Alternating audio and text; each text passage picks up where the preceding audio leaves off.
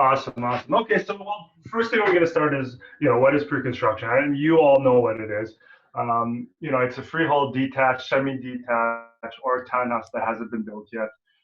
It's mostly popular in mid to high-rise condominiums. You're essentially buying a piece of paper from the builder before it's actually built, hence the word pre-construction, right? Now, why is it good for buyers?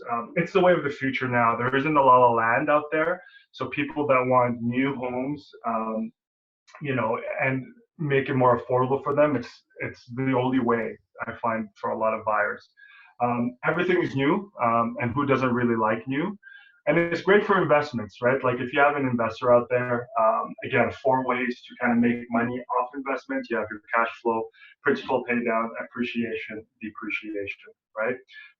And I find it's the only remaining affordable options, especially for clients that you have problems closing. I call them the unconvertibles. You can really convert them using pre-construction. I'll explain as we go along what I mean by that. Another great thing so why do we like them? They're the quickest turnaround. You can get a pre-construction done in 5 minutes, right? And typically the commissions are a lot higher. It's usually around 4%. There are some developments that give you less than that. And there are some out there that even give you more. I've seen one give you 5 to 6%. There is less to no paperwork required. You don't have to do any FinTrack. You don't have to do any, APS, waivers, none of that stuff. That's all done with a builder. You don't have to do any showings at all. You might have to show one or two projects that you think will make it work for your clients. And the last thing is the most important thing is there's no bidding process. So you get the price list. Your client wants it. That's what you pay. You don't have to hold offers, prepare checks beforehand, none of that stuff. So it's really, really foolproof, and it's one of the easiest ways to make money, to be honest with you, right? So, okay, so what does it take for pre-con? First thing is, you got to do your research. When a client comes through, you got to find and research exactly what they're looking for, locations, size of the unit, if they need parkings, all that stuff. When you do your research, you have to analyze. So, you're going to get a lot of pre-construction developments out there, and you got to go through each one and analyze. And then the third part is teach and learn, right? So you got to inform your clients, especially if they're first-time buyers. A lot of them are going to be a little bit like, oh, why is it so expensive? Oh, that's 3 years away. So you got to teach them, and you got to learn from them as well and get information to see what's important for them and what's not, right? And guys, in this lesson, we're gonna learn how to make the analysis, like the financial. I'll give you an idea of what it will look like, but it's not in depth. That will take a long time. But I can give you it like afterwards. I can kind of show you exactly what tools I use to kind of analyze, right? Okay, thanks. The fourth is assess. So once you get all that information and you give information, you got to assess that. And they'll always ask for a suggestion. Now, a lot of them are going to say, hey, what do you think? What do you think? So it's always good to suggest of what you think is a good investment or what pre-construction is good for them. And the last thing is show and sign. So you just show them and then you sign, right? This is absolutely not deliberate. If you get the actual acronyms, you'll see what it spells. Anyways. Okay, so example of a pre-construction hot list. So a lot of the times when you do your research and you get you get a project that you're like, okay, this is fantastic. And usually what you would ask for from a developer is a hot list, which is a list of available units, what incentives they have. So a hot list would be something like this. You guys see that? Yep, you're good. Perfect. So this is like a hot list that I got. This is a project in in Regent Park, right? So you're going to get the price list, the exposure, available units. These are typically their incentives. So they show you what incentives they have, your maintenance fees, and then locker maintenance, parking. taxes, all that stuff, right? Storage locker, parking. So this is kind of what a hot sheet will look like, and it will typically have a floor plan, right? So this is kind of the important stuff when it comes to analyzing a hot sheet, a hot list, and then features and amenities, just to give you an example of what it could look like. And then once you've selected the actual unit you want, and I'll go through an example of that as well, what you have to do the signing. That's the next step. So once your client said, hey, I love this, this is fantastic, let's go for it, what do you expect? You're gonna get a time to go to sign. And once you sign, all you have to do is show up. And I'm not kidding, that's all you have to do. You bring your business card, and your clients need their ID, their checks, and their SIP. That's it. It's usually busy, expect delays, but honestly, it's one of the easiest things you will ever have to do. It's just by showing up. Now, I'm going to show you an example of an APS, right? So once you go there, your clients are going to be signing around 50 to 60 pages of documents. You're not expected, and I personally don't know everything written there, and you're not expected to know everything. There's a few things that you need to concentrate on. I'll show an example. So here's a pre-construction for Mercer, right? So Mercer, so Terion is the warranty, and I'll explain what that is later. So this is an information of Terion and like the warranty that you get. But the most important thing you got to look at when you're signing an APS on that day is the agreement purchase and sale for the unit, your purchaser, and then their purchase amount. And then you have your deposit structures. This is the page that you need to make sure that it's the correct thing that they're purchasing. And the next thing you gotta look at is, I think it's usually on the 30th page. Sorry, bear with me here. So see lots of conditions here. You don't need to know this stuff. That's what the 10-day cooling period is all about. And I'll explain that as we go along. So the next thing you need is this one here. So the floor plan. I had the deal fall through because the floor plan was different from the actual hot list. So always check the floor plan to make sure that it's exactly what they need. Actually, I don't know if Dom would remember. Do you remember TC4, where they advertise a certain unit that has balconies, but certain units don't? This is where it will indicate if there is a balcony or not, right? So be aware when it comes to that. This is one of the most important thing that they need to initial. And then the other thing is this one here. This is you getting paid. So just a link, right? So that's the most important thing. So those are the three things that you as a realtor should check. Everything else, you just leave for the lawyers. Now, so once they sign, they have something called a 10-day cooling off period. So what that is, it's a federal mandated, clause, I guess, that says, the client has 10 days to back away from the deal in case, they feel pressured or they're second guessing everything, right? So it's there to protect your buyer. This is the best time for you and your client to check all the boxes, make sure they like what the unit they selected, the view, whether they want parking, make sure the financing is there. It's kind of important to kind of do that. And then the most important thing is have the lawyer look through the paperwork.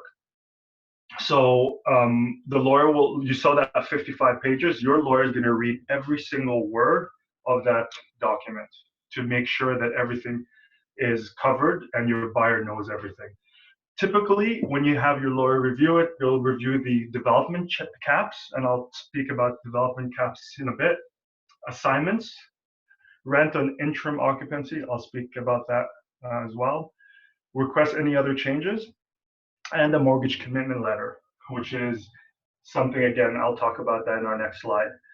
Now, please note that the 10 days only on condos, not freeholds. So I'll give you another example. With Madame, we call it Madame days twice a year. We lose a few clients because Madame sells directly to the end user. They don't use agents. So they sold the freehold to a client of mine, and they signed, they bought it, and they wanted to back out, but they couldn't because it's a freehold, right? So 10-day is only on condos and not freeholds. Just stop me if you guys have any questions at all, okay?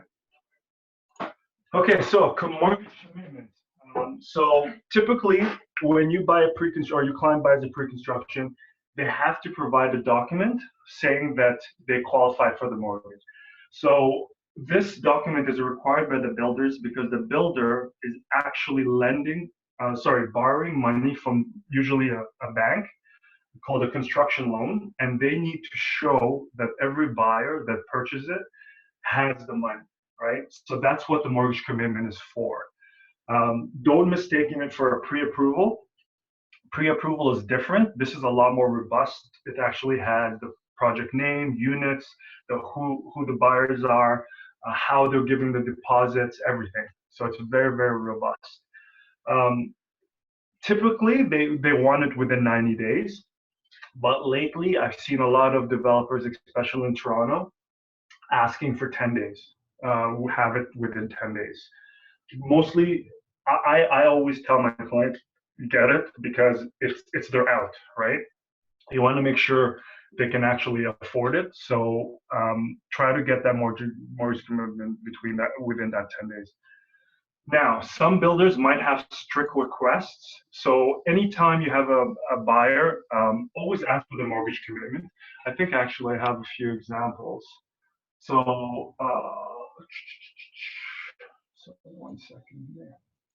Okay, so that's Mercer. So Mercer's pre-approval it's actually pretty simple because they allow mortgage brokers. Someone like Daniels, like this is Daniels, they actually want it from the top 5 big banks, right? So this is what a mortgage commitment will look like.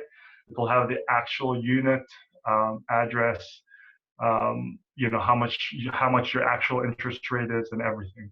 So this is not the same as a pre-approval. So just be aware because I almost lost a deal because we gave them a pre-approval rather than a mortgage commitment. Moti had to help me out and pull some strings with Center Court to get that fixed, right? So mortgage commitment, not like a pre-approval. Okay, so next up is interim occupancy. Sorry, before you move on, Jazz, the mortgage commitment, where does the client get that from? From the builder or from their bank? From their bank. So depends on who the developer is.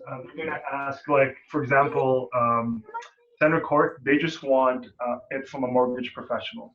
Okay. So you can actually give them that. You can give HomeWise a call. That's one of the questions I asked during the mortgage seminar. Was will they do mortgage commitment? And he said yes. He will actually do mortgage commitment. I don't find a lot of mortgage brokers liking it because they don't get paid for it, right? It's completely free. But if you have a good connection with a mortgage broker, he can provide that for you as long as you're giving him business, right? Okay. But typically it's through their bank, right? Like TD, CIBC, whatever you need. And then they still go through the pre-approval process right after that. Yeah, that should be before actually the mortgage commitment, right? Yeah. So the pre-approval is usually done before the commitment. Okay, and it's weird. The commitment is like depending on the builder. Like I know, for example, Daniels is one of the hardest to appease.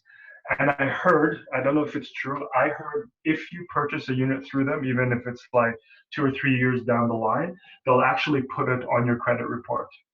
So I don't know how that's accomplished, but that's what I hear. So imagine they're putting an actual clause or a lien on your name for something you haven't purchased yet, which is interesting.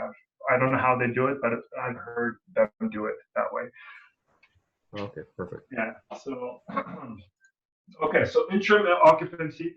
So whenever a condo gets built, there's something called interim occupancy, which is the builder will call your buyer and say, okay, it's safe to live in.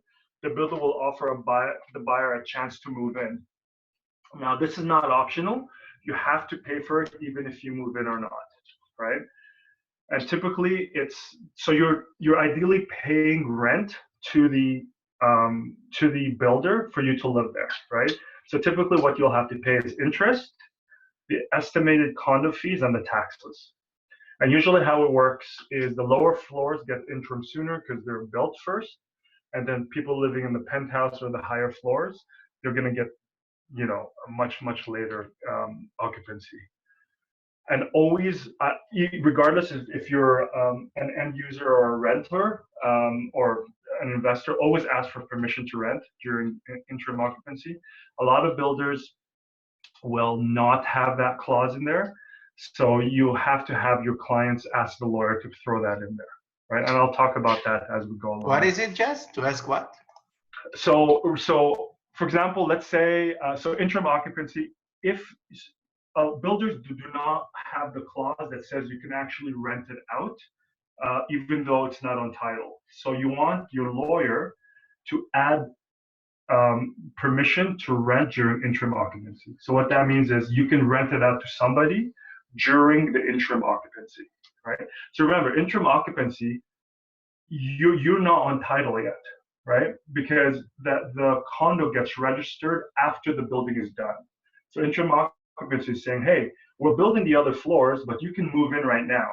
So what if you don't want to move in? You can actually rent it out, right? Does that make sense?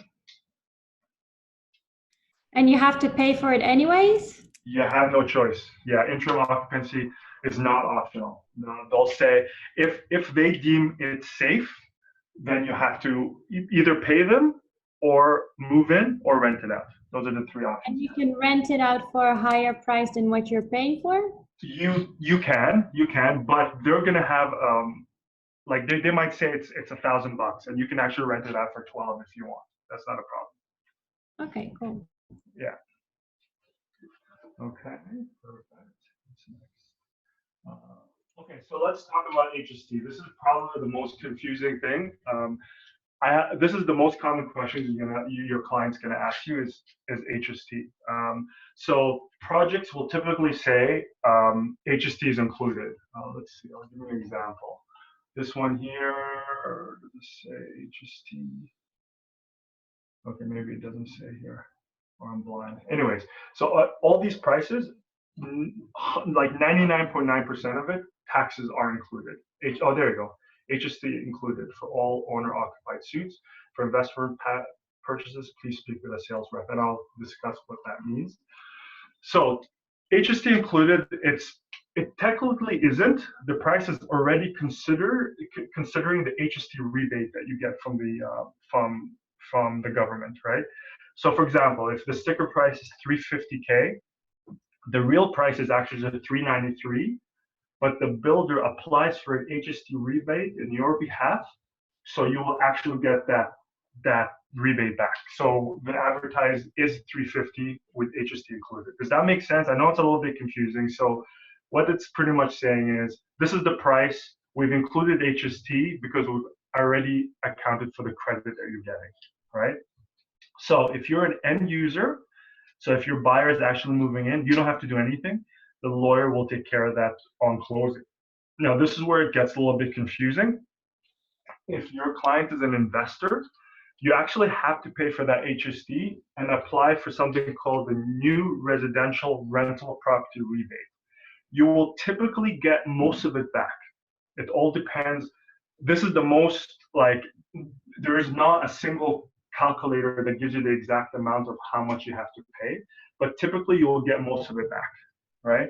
Because the investor isn't the end user, he needs to rent it out for a year at least, and he has to show that he's renting it out for a year for him to apply and get approved for the new residential rental property rebate, or NNR, right? So be careful with that if you have an investor. And I think Antonita had a question about that when it comes to— Yes, so an end user is not getting the rebate? No, it's already taken into account because, well, so for example, Moti, if you buy a unit and you're the end user, the builder is going to send the rebate request to the government on behalf of your name. It will say Moti is going to be the end user. So here's his name, and he's applying for it to give us the rebate, right? So if you notice here, it says HST is included for all owners, but if you're an investor, speak to a sales rep. So the reason why they do that is if you're an investor, they're going to tell you about the NNR, right? So that's completely different. And I always ask, like, we're not lawyers, we're not accountants. Always ask a professional, but towards the end, the lawyer is going to take care of that, right? But you just have to inform your client that if he's an investor, he might have to pay the HST, and then he will get it back. He will get the HST back. Any questions about HST? It's a little confusing. It's not the grid. Get it back only if he lives there for a year, or he get it back no matter what because he applies for this NNR. So you have to show a one year lease, at least a 1 year lease, showing that, hey, you're actually renting out for a year for you to apply and get approved for the NNR, right? Okay, so you have You can't just have a. I mean, if you're an investor, you're probably going to rent it out anyways, right? So they just want to make sure it's not empty, right? Because you can't, like, they don't want you to have it empty and just sit there and do nothing. But I don't have to rent, like I rent it like to someone else and I can still apply. Okay. Yeah, because you're an investor at that point, so you can apply. You will apply for the NNR. But if you're an end user, you don't have to do anything. So by end user, that's not you particularly. It could be like a family member, an immediate family. That's fine too. But if it's an investor, as in like you don't know this person and they're renting from you, you need to apply for that NNRR, right? So, okay, all right. So here's some closing costs. So, you know, a lot of the times, you know, these closing fees, they're not visible, right? Especially on the signing, they're not going to be there.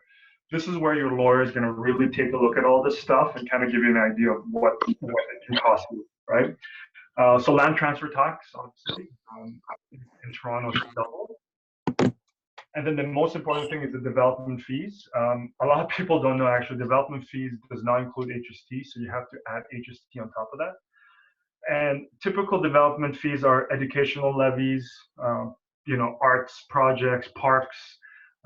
So development fees, to kind of sum it up, it's because the city's broke, they need money, right? So they're saying, hey, if we're going to give you the permit to build, we want you to invest in education, arts, parks, roads, whatever, right? And that's what all these levies are, these development fees.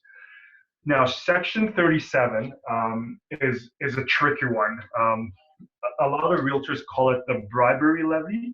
So what that is a lot of developers might say, okay, an inspector might say, hey, you need to change this because it's not safe. Section 37 is literally a levy that says, here's $1,000, just look away, believe it or not, right? So if you actually Google Section 37, a lot of people consider that the bribery levy, so just to let the city let things go, right? But anyways, the development fees, they're all kind of one fee.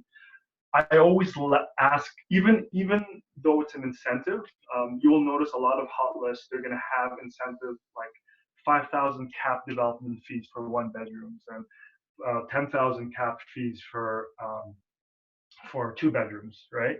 Sometimes they don't list it. And this is where your lawyer will come through. Always have it capped. I've never had a client or a lawyer not be successful in getting it capped. Because you don't want to have a massive bill of, you know, $50,000-$60,000 development fees when you could have had a cap this whole time, right? So, and there's 2 kinds of caps you can ask for. There is something called a hard cap, where it's $12,000 is the cap. I don't want to pass that. And there's a soft cap, which is they can only increase it by a certain amount, right? Go always ask for the hard cap. It just makes it a lot easier. But again, you don't have to know that. Your lawyer is going to be giving you that information as we go along, right? So all this requests are actually done within the 10 days, right? So you get your lawyer within that 10 days to do all this stuff. And we have a relationship with realestatelawyers.ca that will do all this for free, right? So just keep that in mind. So if you have a client, tell them, hey, listen, we'll do the legal fees, the legal review, and they'll do all this for you for free. Obviously, pre-construction, you do have legal fees. Utility startup, what that is obviously if you have water supply, gas supply, there's always a startup fee that people don't know about. And the last thing is the Tarion enrollment fee. Even though the Tarion, so what Tarion is, it's because it's a new house or a new condo, it's insured. Sorry, it's warranted, right?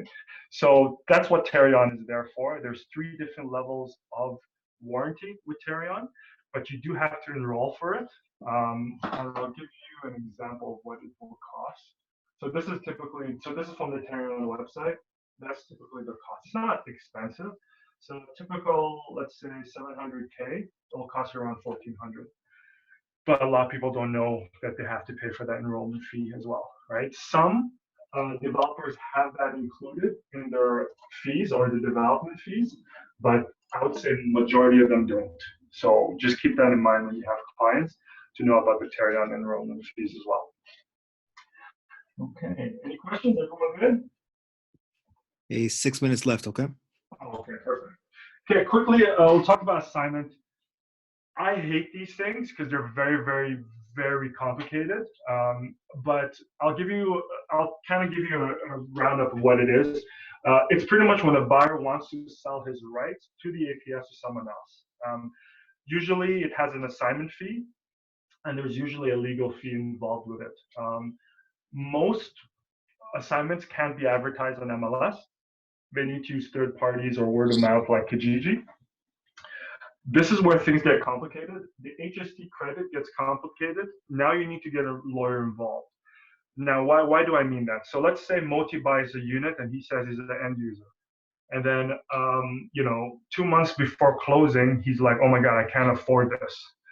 So now remember that HST credit that he applied, the builder applied on Moti's behalf. So now the lawyer needs to pull that back and change that to the new buyer. So that's why you need to get a lawyer involved to get the HST credit, right? Now it's great for the initial buyers, which is the assigner like Moti. So there are a lot of investors like this. They buy it at 500K and then 2 years later they'll sell it for 600 and not have to pay the closing fees, right? So that's a good way to make money. And sometimes if things change, like your job changed, you've moved, you no longer want it, it's good to have that assignment clause.